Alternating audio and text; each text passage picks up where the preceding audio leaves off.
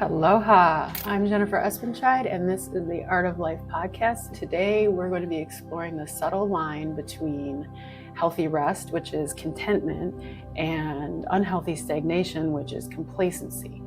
So we're noticing that distinction when I'm transitioning from one to another. It's been coming up a lot lately, and it's one of my best methods for keeping my fire stoked and my inspiration high. So first of all, let's get into the definitions. What is the difference between contentment and complacency? I feel contentment is a happy, enjoyable, rewarding emotion. I like to revel in it when I'm satisfied. It's a peaceful state, and I'm usually feeling appreciation. So contentment for me is that appreciative pause after expansion, and I'm looking at it and I'm locking it in for more positive outcomes. Complacency, it seems to me that it sets in, I can't read that. Let's just say it sets in sneakily if we start to be content too long, when we become unaware of the potential dangers of being stationary or staying self-satisfied. So complacency is that standing still while there's an unawareness overall that there's a contraction happening, and that leads to more not feeling good outcome. I would sum that up by saying contentment is that happy, peaceful, rewarding state. It's the appreciative pause. And then complacency is a fading awareness, and there's small declines and missed opportunities. And I always see the phrase taking for granted when that's there. And then there's the transition area in between, which I think is the thing that we really need to notice so that we don't go into complacency and that we really lock in being satisfied and content. I would also say that contentment feels aware and awake and generally turned on, like that is the state. I feel that in my chest and head, I feel very alive. My sacral chakra, the creative center, is fired up. And then complacency is like this underlying background, a little bit sneaky, kind of meh. And it's a general turned offness, a little bit of being asleep. And I suppose when I'm feeling that, it's like this background noise, and maybe I feel a tightness in my jaw, and we'll realize that I'm not even breathing very deeply. This can happen in all areas of life, and the main ones as work, relationships, health, and maintenance. And if one is really fired up, that could inspire all the rest of them. And then if one is really troubled, of course, that can dampen all the rest of them. You're stoked for all the rest of them. So the difference really does matter, because contentment can be fuel for gratitude and resilience and the foundation for more expansion and more good outcomes, where complacency, if left unchecked, it'll like slowly erode things. It'll erode your relationships, your work momentum, and it's going to lead to more work or effort later and gloomier outcomes. So a super easy example of this would be an evolutionary way of looking at it, is if you had hunted and gathered all day and you're sitting by your fire, which you started from scratch, and you're feeling extremely content and you're enjoying that, you're about to eat and you're warm and you're safe. That's the enjoyment of that. That's, you have earned your dopamine there. And then if you stay there too long, your fire's going to burn out, and some lion is going to steal your catch, and then you're hungry and you're cold. So it's kind of a dramatic, we don't really deal with too much of that, but our ways that we can become complacent can be, as it feels, even as extreme. So the first area we're going to look at is work. And I'll feel the gray area when I've stopped learning new skills. Things start to feel a bit routine, and I don't really even remember the project I'm working on or the day, and I'm starting to feel maybe a little crabby and not so magic. So that's when I notice it. And what I'll do in order to get inspired is I'll just work on something different. So maybe I've been hammering away at a project and I'm losing track of even what I'm doing and it's not really very lit up and my product isn't going to be as great, I will switch gears to something else creative that maybe I'm doing for fun or more of a long-term project, and an invention I'm working on or a sketch or a concept, maybe put together a set. So then all of a sudden I'll get stoked about that. My juices will start flowing, and then I'll get that energy and inspiration to bring back to my work.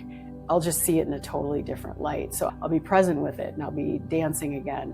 And when I'm finished, I'll make sure to express that contentment with the process and the outcome. When things get too complacent, if I have a lot of work and I'm not really expressing a lot of gratitude for it, and I'm going through the motions and I'm making enough money, and my product still usually turns out pretty good because I can get through it, but it's not what it could be. And then the complacency in between, I haven't gotten more work for later. So complacency sometimes doesn't show up for me in work for quite a while, but usually it's that dull feeling that I can get out of. And I think a lot of us can get out of by just switching gears for a while and doing something that does really bring us a lot of stoke. So the next area is health. The gray area with health for me is when I'm feeling just fine. I'm skipping some of my good habits that keep me energized, but I'm not sick, but I'm not vibrant. Now I'm getting complacent when everything seems tougher physically and mentally. My body starts to feel more pain, a lot more tightness. I'm grumpy or overly anxious. And a lot of times that doesn't play out to the family or to clients or anything. It's more of this internal grumpiness that I keep to myself. And I'll tend to be short of breath and I'll be overly anxious. And so that's when I know I'm slacking. So I need a state change. And physical things are very good for state changes for me. So I might do a breath work. I could do 3 rounds of breath. I could exercise something really quick or something really thorough. A cold bath is a great state change for me. And then that small win will catapult everything. So I'll feel the instant improvement, and then I'll revel in that contentment of that small win. And then I can refresh all my practices easier. So now it's so easy for me because I have practiced this a lot. I experience a lot of pain if I'm not healthy. And so I can conjure that feeling of contentment that I'll have after a workout or after a couple weeks of meditation and doing all the things that I do to feel really good, that I can put myself in that position of how that's going to feel when I have all this earned dopamine, and then that kind of instantly paves the way. If you're not used to, that's going to take a bit of time, but try those small win type things, something really easy that might, as a hormetic stress, get you back into the flow. You'll have that immediate win. It's important because if I am healthy, I am better for my kids. I am smarter for sure. I'm definitely more effective and efficient. I feel way sexier. I'm sharper, and everything just seems so much easier. Health for me is probably number one. If you put your health first, everything else is going to flow easier. And the complacency of long-term healthy issues is going to be disease, it's going to be sickness, it's going to be all these other things falling apart. So it's really probably the number one thing. Next is relationships. Okay, for me, I know I'm in a gray area in relationships when the connection starts to feel routine and I'm not really tending to it. Maybe I'm avoiding it a little.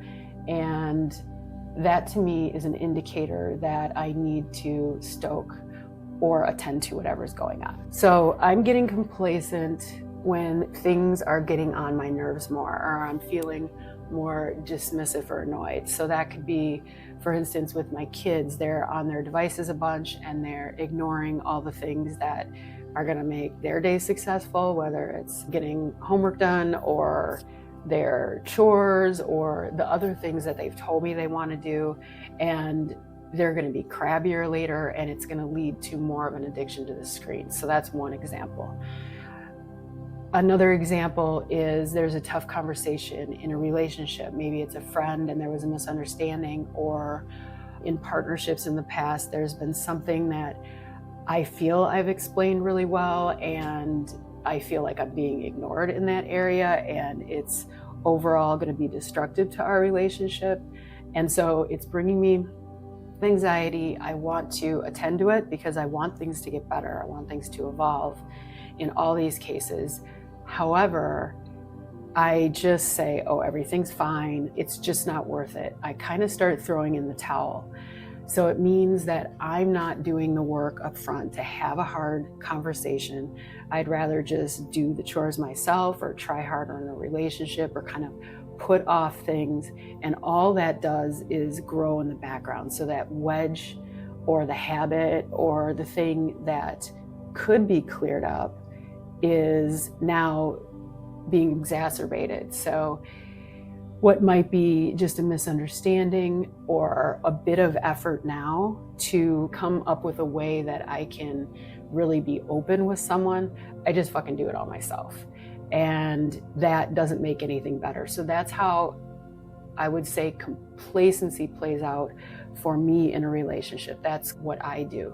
Conversely, I have been in the past met with anger or resentment or hurt feelings despite my best efforts to communicate well. So it's not like these concerns are unwarranted. It's just that I notice it now because I'm not giving my current situation and my current priorities what they deserve. I am lumping them in with everything in the past, and that's not the life I live anymore. So the opposite is when I'm content, whether that's with the kids, friends, relationships, all of it. I definitely say something.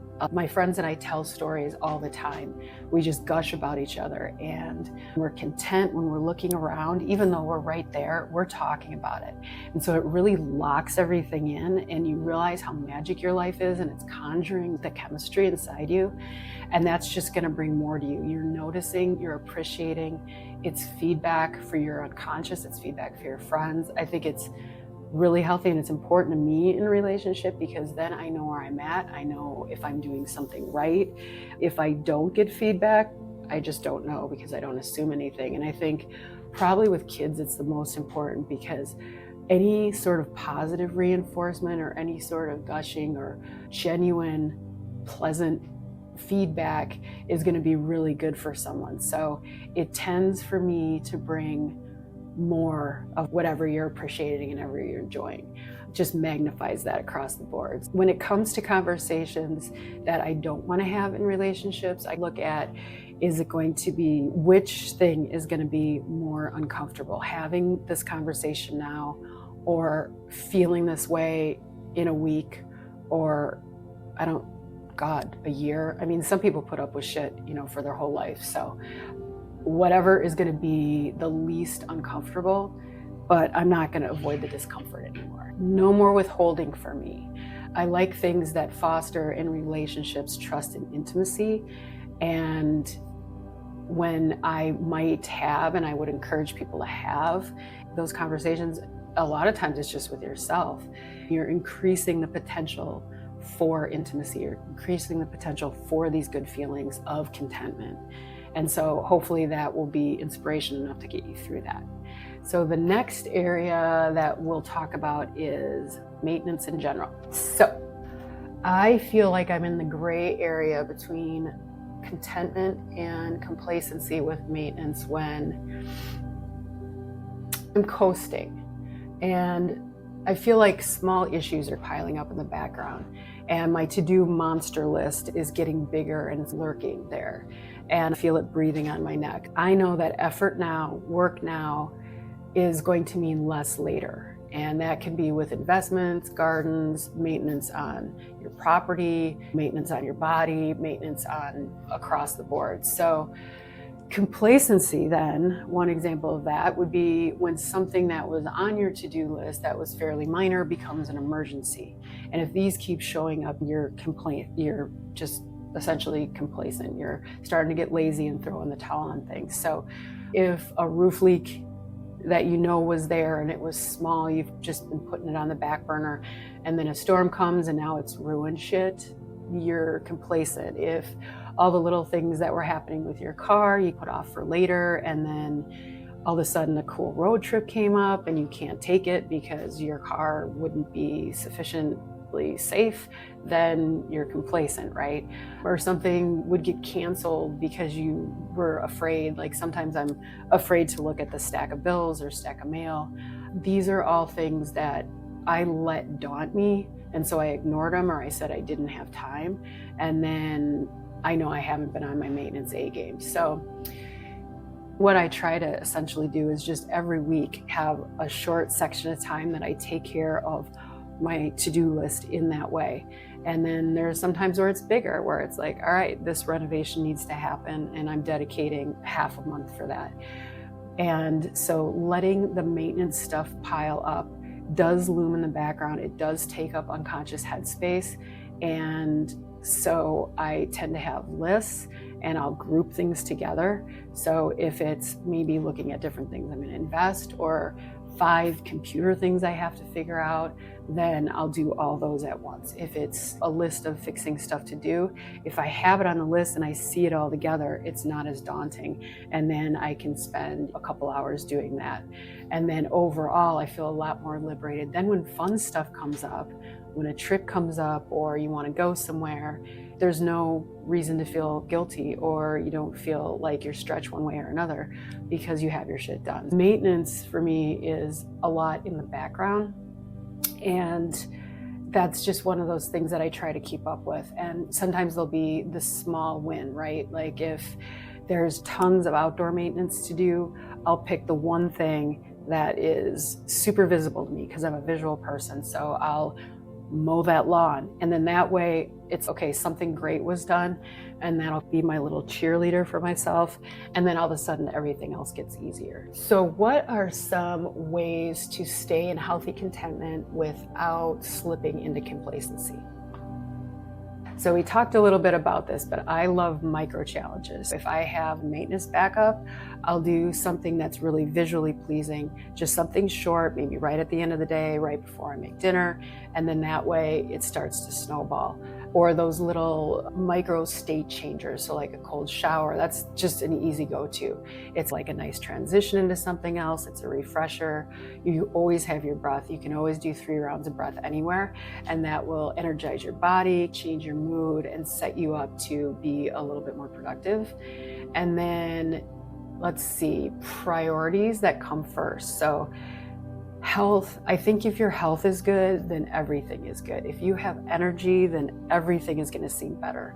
So maybe that's something to consider coming first. Maybe it's something to consider, hey, this is worth getting up an extra hour in the morning or half hour, or just being prepared to do something. I'm huge on efficiency. I tend to never go to a gym. I go to a pool, but I'll get up and I'll have my small win in the morning. I'll do the breath work, I'll do the short meditation, and then I will immediately get on something active, because for me, that's gonna set my whole day up. I think when I'm physically healthy, I'm mentally healthy, and I'll also make better choices. I'm not going to have energy around me that makes me feel like shit. I'm not going to consume things that make me feel like shit. There's just too much fun to be had, and there's too many things to build and create and conversations to have and mountains to climb and things to do to be feeling kind of meh. So health, if you have to pick off one, maybe that's the one to really dive into, and then you'll see everything else come back alive. I also every now and then self-audit. So we all have maybe different practices, or consider getting one where you're asking yourself questions preemptively. So one of the great, I would say, easy ways to do that, I'm sure you could ask ChatGPT for some prompts, or I love Oracle cards, because something will come up and I'll just reflect on it. I'll be like, oh, how is that playing out in my life? And I do that also with being complacent. I'll ask myself, and there's different things, different models you can do, or you can just journal. A couple years ago, I started writing, and it's game changer. So things will come out, I'm like, oh yeah, that's where I'm feeling a stuckness, that's where I'm feeling laziness. So that kind of reflection portion. Another way of a practical way not to slip into complacency would be celebrating those wins. So as I'm in a moment of appreciation, and my friends will attest to this, and it's really fun, is to start planning the next thing. So while I'm appreciating an event we just had, while we're like just oozing with joy at this wonderful experience we had and how everyone just brought their A game and we're gushing on each other, then I'll start in with, and next time. And so already making that next step. So you have all these good feelings and you just pepper in there, and then the next step for the next thing would be, so you're like harnessing that inspiration of your contentment, and that will just lead you, a lot more momentum will have. You can also use motivation. So some people like to be motivated by fear. I prefer love, but fear can be, like, if I don't do this, he will leave me, or if I don't do this, I will likely get cancer, or if I don't do this, if I don't improve this, I'll probably lose my job, or my kids will hate me. So those are some things that I could see as fearful motivators, but I prefer to use loving motivators. So I always imagine how it's going to feel, or how that really awesome feeling felt in the past. If it's going to get me through a hard conversation, or just a job that's hard, a list, a workout, you name it, anything that's going to get me out of complacency or earn some dopamine, I'm going to put myself in that position. I'm going to use love or joy or contentment as motivation to get me through that. So fill in the blank, whatever that is for you. If fear works, I guess that's okay. That tiger or fire or heartbreak can be your motivation if that works. Otherwise, try some love. And then I think this will be the last thing that there's a couple more, but getting inspired. So if there's dullness that's been creeping in over everything and you're at a plateau in all the things, then getting really inspired in one area, or the area that's like least exciting to you, to me often boosts all the areas. So if I can bring my enthusiasm from this event that just went really awesome, this is a great example. So my friends and I had a gathering and it was glorious. Then I'm going to bring that excitement back to my kids. And that's one of the reasons I do all these things, is because I'm stoking my internal fire, and then I'm going to have the energy, and I'm bleeding that into my family and my friends, all my relationships, and it's cross-pollinating. So consider if there's an overall dullness, or there's an area that you've been lazy in, that if you really stoke that one, it's probably going to cross-pollinate into everything else, and the chemistry of everything's going to change, because remember, we are electric, magnetic, chemical beings. And so by stoking to that and paying attention to your chemistry, you're going to, it's going to bleed out into everything. It's going to be magnificent. And then I think mindfulness is another really important one. So mindfulness is being very present and noticing exactly where you are. And sometimes if I'm doing something and I just feel numb, or anxiety from other stuff is coming in, I'll remind myself that being present and really getting into this, even if it's the dishes, even if I'm like thinking about the meal we just ate and doing them really well, and being grateful for the nutrition and loving my kitchen, like that mindfulness of that super mundane, even annoying task now feels really good. And then the next thing I do is going to be equally inspired. So I also want to mention, it will never be easier than now to move out of complacency. So complacency seems to compound, right? I think waiting makes it harder. If it's in a relationship, the wedge just grows bigger, or the habits just get worse.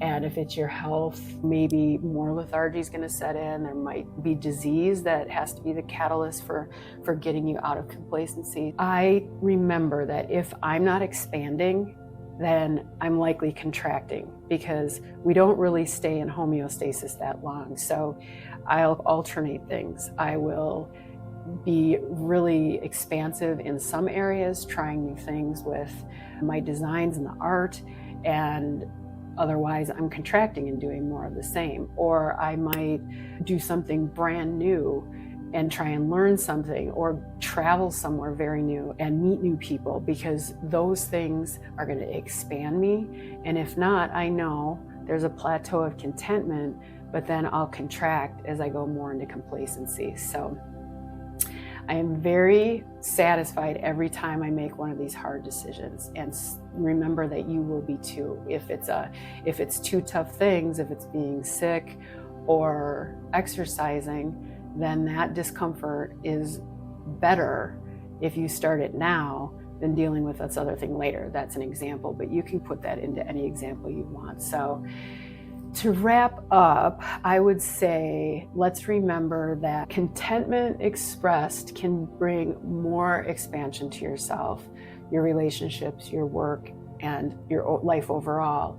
And complacency unchecked is typically going to erode your healthy relationships and your motivation overall. Did that sound really smart? I think it did. Let me know if there's other areas where you get content or complacent, or how this might have helped you. And I'll see you next time on The Art of Life.